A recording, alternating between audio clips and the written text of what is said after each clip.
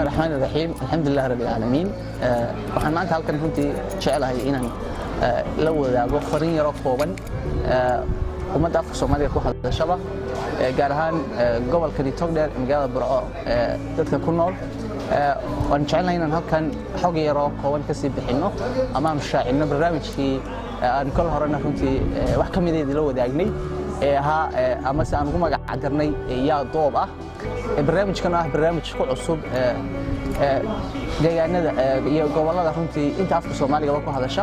oo jecelahay runtii inaan hadii Ilaahay ka dhigo mid miro dhala oo dhaxal gala oo ummaddu ay runtii inuu noqdo si gaar ah runtii inagu markaynu Soomaaliland nahay barnaamijkan hore uga muudicin gobolada kale iyo Soomaalida kalena marka uu fiirsato hore barnaamijkan oo kale uga muudicin waxaan doonayaa marka barnaamijkan inuu noqdo mid wax badan soo kordhiya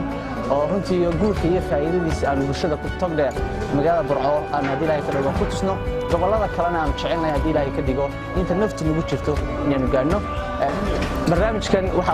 wax ka geysan doona oo runtii aad wada ogsoontii shakhsiyaad ma dadyow bulshada dhexdeeda runtii laga xushmeeyo laga qadariyo way ka mid yihiin culimada waaweyn ee runtii magaalada Burco oo ka mid yahay sheekh walaalkay Aadan Abyad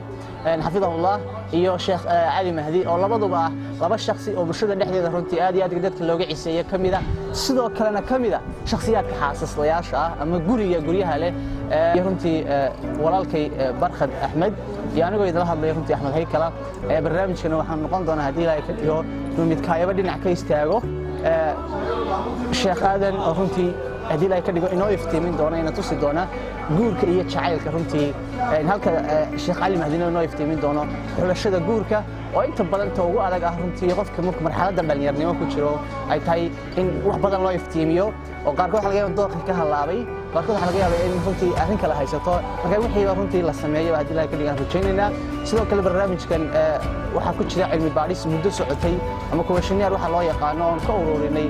dadyoga jaamacadaha dhigta iyo dadyoga kale magaalada Burco ku nool oo carqaladaha guurka hortaagan oo ummadda la wadaagi doono 1 iyo 2 iyo 3 intaan nidhaahno carqaladaha guurka hortaagan sababta aan laba doobaba iyo uga dhignay laba qof oo runtii xaaslayaal ayaa ahayd in qof waliba ama shakhsi walba uu ka tarjumo dareenkii bulshada hadii Ilaahay ka dhigo sidoo kale barnaamijkan waxa maasad gaar ah yeelan doona oo ummadda hadii Ilaahay ka dhigo jecel lahay inaan dhawaan marka barnaamijkan iyo carqaladihiisa ama tusno bulshada inaan sameeyno waxa loo yaqaan tashiilu sawaaj ama guurka in la fududeeyo hadii Ilaahay ka dhigo tan aan rajaynaa hadii Ilaahay ka dhigo markii uu horeysay inaan ka sameeyno magaalada Burco runtii arrintaas hadii Ilaahay ka dhigo Ilaahay nagu guuleeyana aanu jecelnahay inaan gobolada kale hadii Ilaahay ka dhigo aanu gaarsiino aad iyo aad baad mahadsantihiin barnaamijkan waxaan rajaynaynaa habeenka sabtida soo socota inaan qabanno magaalada Burco ku qabanno iyo hotel haas hadii Ilaahay ka dhigo bulshadana aan ugu bishaareyno aan dhahna kaalay sidii horaba aanu u niri oo dareen gaaray xamaasad gaar oo ugu leeyahay shakhsiyaadka wali marxaladda doobnimo ku jira oo barnaamijka ugu magac darnay aan u bixinay yaa doob ah oo ka turjumaysa kelmad nidaaya ama yeermo ah oo loo yeerayo la soo xirigelinayo dadkii doobka lagana saarayo loo jahaynayo runtii marxaladda qoysnimo iyo in guur islaam la dhiso aad iyo aad baad mahadsantihiin waxay noo hanaysaa Ilaahay ka dhigo habeenka sabtidu soo galayso iyo magaalada Burco iyo hotel haas hadii Ilaahay xukmo iyo 12 bisha saan filayay taariikhdu tahay aad iyo aad baad mahadsantihiin 6 iyo barka مخرمنimo aynu rajaynayna barnaamijkeenaas inaynu soo wada nimaadno 7 oo buuraan barnaamijkeena furfurmi doona oo lecture cajiiba lecturada horeyn doona halka cilmi baadhis hadii Ilaahay ka dhigo ay xigi doonto dabeetana waxa dhici doona in bulshada iyo loo kala baxo shakhsiyaadka barnaamijka soo qaban qaabiyay oo qof walba su'aasha ku taagan ama uu doonayo ama in laga saacido loo iftiimiyo ay tahay in la wadaagi doono hadii Ilaahay ka dhigo aad iyo aad mahadsantihiin aan ku faraxsanahay runtii in aad iyo aad u soo dhaweysay barnaamijkan wajigii hore shaacintiisa waan rajaynayaa wax badan ku kala faa'iideysano السلام عليكم